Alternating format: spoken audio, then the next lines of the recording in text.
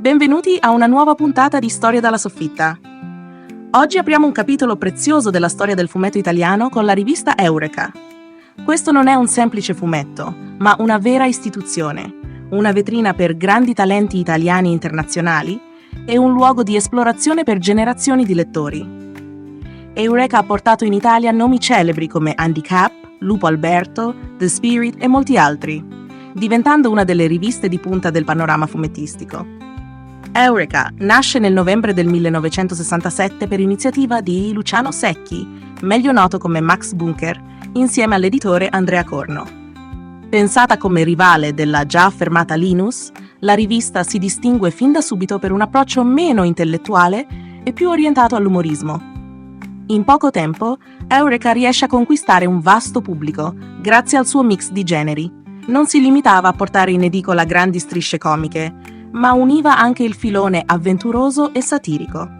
Pubblicata ininterrottamente fino al 1984 da Editoriale Corno e successivamente fino al 2003 da Max Bunker Press in varie versioni, Eureka è riuscita a lasciare il segno grazie alla sua capacità di mescolare contenuti diversi e di sorprendere il pubblico numero dopo numero. La forza di Eureka è stata nel suo essere un vero contenitore di stili. Ospitava un mix irresistibile di umorismo e avventura, con personaggi iconici come Andy Capp, lo sfaticato britannico di Rex Smythe, che è diventato uno dei simboli della rivista. E poi ci sono stati i cattivi ragazzi della strip Sturmtruppen di Bonvi, le stranezze dell'alieno Lupo Alberto di Silver e le indagini surreali di The Spirit di Will Eisner.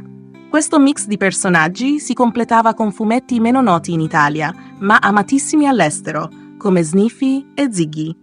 Max Bunker voleva offrire un fumetto per tutti, che facesse ridere ma anche riflettere, coinvolgendo autori italiani ed esteri di alta qualità.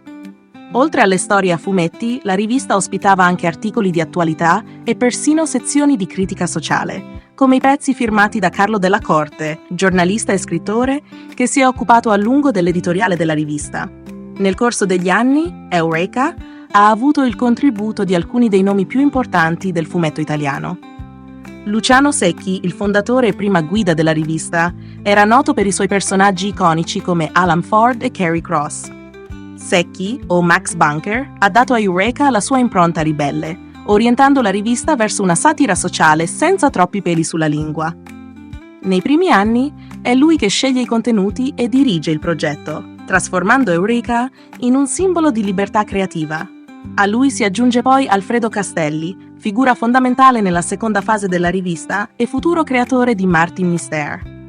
Con Castelli, Eureka evolve e si sposta verso un pubblico più ampio e moderno. Castelli ha contribuito portando personaggi come gli Aristocratici, un gruppo di gentleman ladri che appaiono per la prima volta su Corriere dei Ragazzi e poi approdano su Eureka, arricchendo la rivista di un tocco raffinato e umoristico.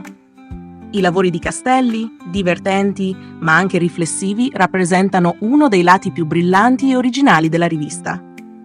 Un altro autore italiano importante per Eureka è Silver, creatore di Lupo Alberto, uno dei personaggi più amati dal pubblico italiano. La sua presenza ha dato alla rivista un'ironia semplice ma profonda, in grado di raccontare con leggerezza le piccole e grandi assurdità della vita rurale. Lupo Alberto è rimasto a lungo uno dei simboli della rivista, conquistando lettori di tutte le età con il suo umorismo domestico e le sue avventure strampalate. E come dimenticare Bonvi, grande amico di Bunker, che su Eureka ha pubblicato le sue celebri Sturmtruppen, questi soldati della Wehrmacht, protagonisti di storie grottesche e surreali, hanno portato sulla rivista un umorismo nero irresistibile e situazioni paradossali che sono entrate nella cultura popolare italiana. Ma Eureka non è stata solo una palestra per autori italiani, ha anche portato in Italia alcune delle strisce americane più amate. Tra i grandi autori internazionali troviamo Will Eisner, che con il suo The Spirit ha innovato il linguaggio grafico del fumetto. Questo detective mascherato e le sue avventure noir sono un esempio perfetto del potenziale narrativo del fumetto, con le loro trame oscure e i personaggi complessi. Rex Smythe, con il suo Andy Capp, ha portato un personaggio britannico iconico, rappresentando un umorismo diverso e più cinico rispetto a quello italiano. Andy Capp è un fannullone che ama la birra e la sua vita semplice, ma il suo sguardo disincantato e un po' nichilista è perfetto per la rivista.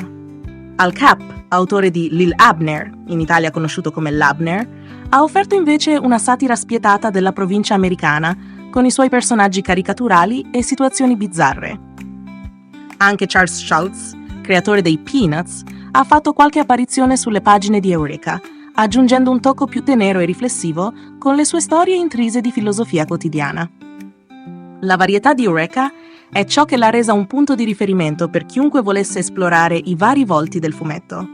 Ogni autore, con il proprio stile unico, ha contribuito a creare un mosaico di storie diverse, ma tutte coinvolgenti.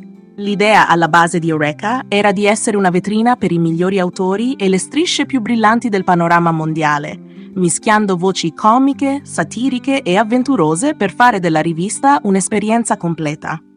Con un cast così variegato di autori e storie, Eureka ha saputo intrattenere e fare cultura, portando i lettori in mondi diversi e lontani, ma sempre capaci di parlare al pubblico italiano.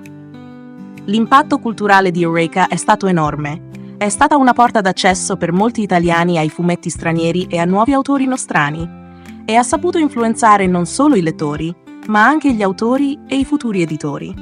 Per chiunque ami il fumetto e la sua storia, Eureka rappresenta un pezzo prezioso di un'epoca in cui fare fumetto significava osare e sperimentare. Se non l'avete mai letta, cercate di recuperare qualche numero. È un viaggio che vale la pena fare per riscoprire un'Italia creativa e ironica.